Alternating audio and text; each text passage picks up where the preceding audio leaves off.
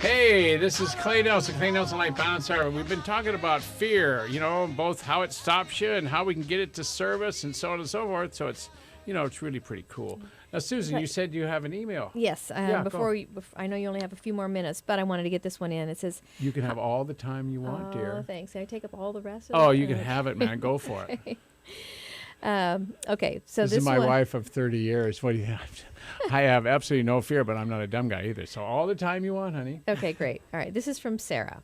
And she asks, how should one approach a hot-headed, fear-inducing individual with distressing news? So you got some bad news to tell somebody that's already a hothead. Okay, here you go. So once you've cleared it, once you've already cleared it, no, you know that. And here's what you do, and you do this whether you're dealing with a hothead or not, because you just got to take what you get, is you set up the listening. What you say to them is, excuse me, John or Mary or whoever, says, do I have permission to shoot straight? Because I got something to tell you that I need to communicate with you. And then you communicate it, and then you take what you get. If they want to get excited or hot or upset or whatever, and that's what they got to do, all right? Now, I want to read you a quote, and it's from, thanks, honey. It's from Norman Vincent Peale. Everybody knows about this old boy, right? And he goes, fear is never a reason for quitting. It's only an excuse. Remember we talked about in the show? Fear is a great place where you can justify getting nothing done. It's like the word try. I'm going to try to do something, or I'm afraid to do it.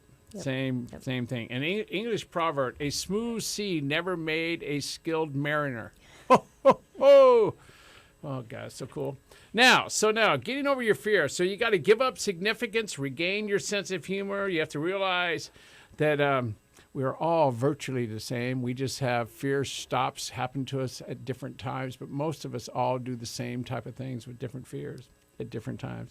So you need to ask for help and simply say how you feel when you're fear-filled or stopped.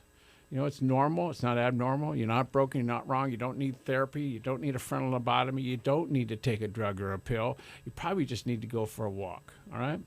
So think about this. It's all about clearing with your friend, which we talked about earlier.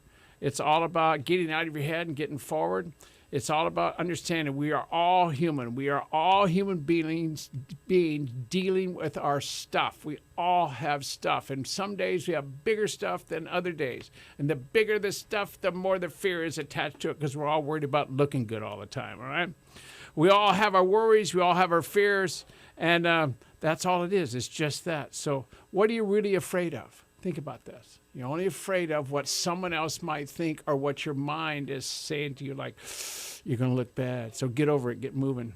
Gandhi said, there would be nothing to frighten you if you refuse to be afraid. Wow. Remember, you are the only person who has a say in how your life turns out. So choose. Think about that. Now, fear. It's been a great show today.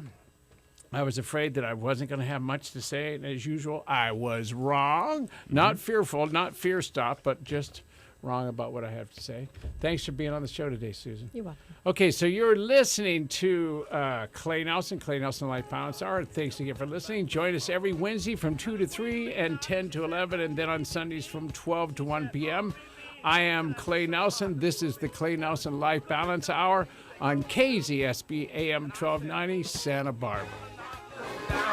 If you want to keep on